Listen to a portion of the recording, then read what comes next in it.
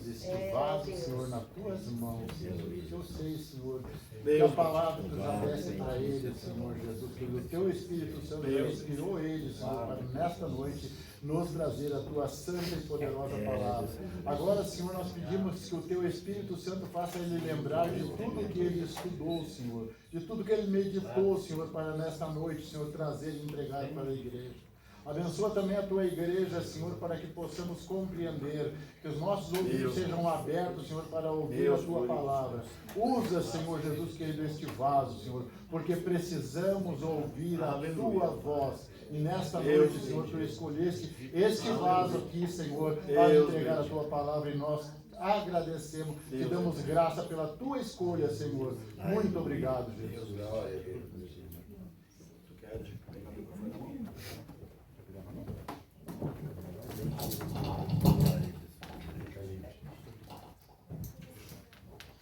Glórias a Deus. Cumprimentar a amada igreja da paz do Senhor. Os irmãos podem tomar os seus assentos. Sempre motivo de alegria poder estar com os irmãos. Amém. Para compartilhar, sempre um pouquinho daquilo que o Senhor tem colocado em nosso coração. E sinto-me agradecido a Deus pela forma da condução do culto. E aí a gente consegue ver e confirmar aquilo que o Senhor tem colocado no nosso coração. O tempo, ele passa muito rápido e, de repente, a gente não consiga explanar da forma como gostaria. Mas... Termina 9h30. Termina às 9h30? Não é às 9h? Não. Amém, que bênção. Eu estou mais aliviado.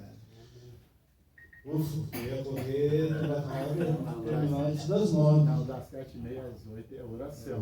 Nunca das 8h às 9h30. Amém, que Deus. Isso é muito bom. Então hoje eu estou mais tranquilo. Amém. Aleluia. Vocês vão me inventar 50 minutos. Amém, glória a Deus. Meu Deus, que Deus me use como um vaso. Minha oração sempre é essa. Aleluia. Que não venham a ser palavras minhas, mas palavras do Senhor. Amém. Ele venha me usar como um vaso. E eu acredito que a palavra ela está dentro da direção de Deus, pela forma, pela condução, pelos hinos cantados, pela palavra introdutória lida aqui. Ela vem muito ao encontro do que o Senhor tem colocado ao meu coração. Aqui, quando o irmão falava sobre os últimos dias em que as pessoas estão acumulando para si doutores, homens conforme as suas concupiscências, conforme as suas vontades, conforme os seus desejos. E o irmão aqui ainda fazia o alerta com relação às redes sociais, ao poderoso YouTube, uma baita ferramenta que está disponível para todas as pessoas com acesso à internet, seja pelo celular, seja por uma televisão, por um computador, E dentro dele, meus irmãos, existe muitas coisas boas, mas também existem muitas coisas ruins, porque hoje em dia toda a pessoa tem a liberdade de criar o seu canal e ir lá publicar os seus vídeos, publicar as suas ideologias, as suas crenças, as suas filosofias, o seu partidarismo político. E existe hoje em dia, irmãos, para nós, seres humanos, um grande desafio que é saber filtrar o que a gente vai ler, o que a gente vai assistir, aquilo que a gente vai absorver. Tá?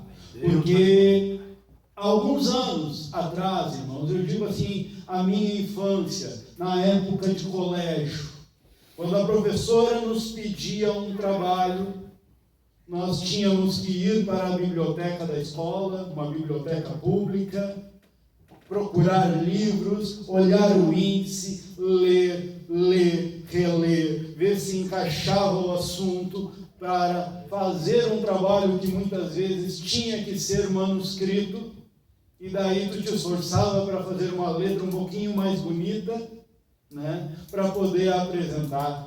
A capa dos trabalhos, às vezes, aqueles que tinham uma habilidade maior, ou algumas ferramentas, como algumas réguas, faziam uma capa para poderem entregar. Hoje em dia não, meus queridos. Hoje em dia, se você quiser, você vai no Google, você digita o assunto e ele te traz. Se você quiser ir mais além, hoje em dia, tem as famosas IAs. E as IAs, hoje em dia, inteligência artificial, você diz, me dá um trabalho, uma redação, um descritivo sobre tal assunto. E se espantem, irmãos. Ela te dá. E muitas vezes bem melhor redigido que se fosse eu ou você que escrevesse. É incrível como a tecnologia ela tem evoluído.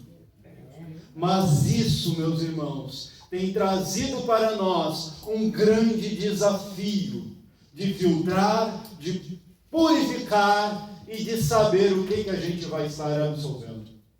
Tá? Porque o que acontece? Nunca tivemos tanto acesso à literatura. A Bíblia é como disse o irmão aqui. Não esqueçam daquelas Bíblias antigas. Porque hoje algumas versões estão deturpando o escrito. Nunca se ouve, irmãos, nos nossos dias, uma necessidade tão grande de nós lermos e meditarmos na palavra de Deus. Deus bendito, né? Deus santo, Deus. Hoje, se você quiser ler a Bíblia, você não precisa nem abrir os olhos com os audiobooks que existem. Isso é bom, irmãos. A Bíblia diz que a fé vem pelo ouvir, e o ouvir da palavra de Deus. E você hoje, pela internet, pelo computador, pelo celular, você entra numa Bíblia online lá, diz qual é o capítulo, qual é o trecho, clica num botão e o áudio, a leitura ela é feita de forma audível. É bom? É. Mas precisamos, irmãos, não somente ouvir, precisamos meditar. O irmão aqui mencionou sobre a experiência com uma pessoa do segmento católico. O irmão aqui mencionou sobre o adventismo. E se espantem, irmãos, nós vamos chegar o dia, se o Senhor Jesus não voltar por esses dias, e nós vamos sentir saudade das nossas discussões com o segmento católico, com a sua idolatria. Nós vamos sentir saudade quando nós tínhamos que defender a fé, porque um segmento religioso, através da dona Ellen White, profetiza, né? E proferia dizer que Jesus já havia voltado em alguns anos, e não foi somente numa data que foi citada, mas em muitas outras. Deus bendito. Não é de segredo para ninguém aqui que no dia 13 tentaram inaugurar aqui em Gravataí uma estátua de Lúcifer, na região mais rural aqui de Gravataí. O local ainda estava em sigilo, mas um tal de... não vou me lembrar o nome lá do reverendo deles, lá o pai, não sei do que lá.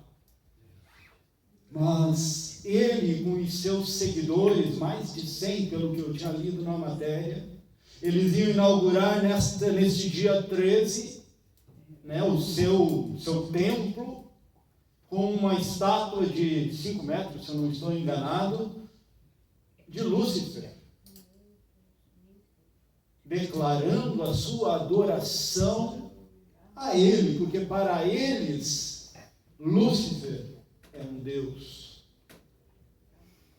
Deus de misericórdia. Não é de espanto dos irmãos, não é de segredo dos irmãos que no nosso distrito de Gravataí existe uma área, né, se eu não estou enganado, em frente a Dana Álvares, um local dedicado às oferendas das religiões afro, né, Umbanda, Macumba e Candomblé e essas coisas mais. E se eu não estou enganado, ali também tem uma estátua erigida a um dos barás deles ali, né? Eu não vi, mas... Eu não vi, mas eu vi na internet que tem. E tem, né? Eu não passei por ali, não conheço ainda o local. Tem, né? É agora, meus irmãos, nós vivemos num país laico, né? Um país laico não, o governo é laico, mas o país é de origem cristã, judaico-cristã. E tudo isso tem acontecido nos nossos dias. Você já está preparado para Deus bendito. argumentar da fé contra um satanista, um seguidor de Lúcifer, que vai chegar e dizer que Lúcifer, que ele não está errado, né? Mas a palavra Lúcifer quer dizer portador da luz. Mas esse pecou contra Deus lá no princípio, pois ele queria ser maior que Deus, e Deus o derrubou na terra. Deus poderoso. Os dias a quais estamos vivendo, meus irmãos, são esses. Dias difíceis. Dias a qual a igreja precisa estar despertada Deus eterno. para aprender a palavra de Deus. Irmãos, é muito bom, somos pentecostais, gostamos de orar, gostamos de louvar, gostamos de dar glória a Deus e aleluia, falar em línguas estranhas, falar alto, né? Ter movimento, mas nunca houve na história, irmãos, uma necessidade tão grande de debruçarmos as nossas cabeças, a nossa fronte para meditarmos na palavra de Deus. Parece cansativo, parece enfadonho para alguns, mas nunca houve uma necessidade tão grande de estudarmos a palavra de Deus e nos dedicarmos a ela. Glórias a Deus. O irmão aqui, quando ele falava sobre pessoas que amontoariam para si doutores, queridos, parecem palavras difíceis, mas os seus significados são simples. Nunca houve necessidade tão grande de termos uma igreja dedicada à teologia cristã. Deus bendito. E quem sabe alguns venham perguntar, mas o que é isso? Ou até saibam um pouquinho e venham dizer, não, mas teologia é para pastor, é para doutor, é para pessoas que fazem faculdade. E quem sabe ainda, vocês conheçam algumas pessoas que dizem que a letra mata. Que quem se vai para esse lado da teologia, normalmente é crente frio. Queridos, teologia nada mais é do que nós estamos fazendo nessa noite. Deus bendito. Cada momento em que eu e você nos dedicamos a estudar a palavra de Deus, nós estamos fazendo teologia. Tel é Deus, logia é estudo, é tratado. E nunca houve uma época tão necessária de nós estudarmos. Dentro desse segmento de estudo, de estudar a palavra de Deus, existem alguns termos que são diferentes, mas existe, irmãos, uma técnica que se chama exegese. Pena que o pastor Adir não está aqui. Eu sei que o pastor Adir gosta muito desses termos, gosta desse segmento. Exegese, meus irmãos, é o estudo da palavra de Deus, é a correta interpretação do texto bíblico. É a Bíblia falando o que ela tem para falar. Quando se estuda a teologia, se ouve esse termo, mas a exegese é dar o real significado que a Bíblia tem para esse assunto. Mas também existe um outro, que se chama exegese. Pronúncia ficou meio estranha, tá? Mas é isso. Que é o que? O contrário disso. É a minha vontade, é o meu pensamento, o meu querer, e eu tentar colocar ela abaixo da palavra de Deus. É eu distorcer a palavra para que ela venha estar de acordo com aquilo que eu estou pensando. E por isso nós vemos tantas pessoas distorcendo e ensinando coisas erradas por aí, porque elas acreditam em uma determinada situação, e agora eu vou procurar para a palavra de Deus um trecho que eu consiga dizer que serve como base para o que eu creio. Deus de misericórdia. Existe um ditado que diz que aquele que lê o texto sem ler o contexto procura pretexto. Deus bendito.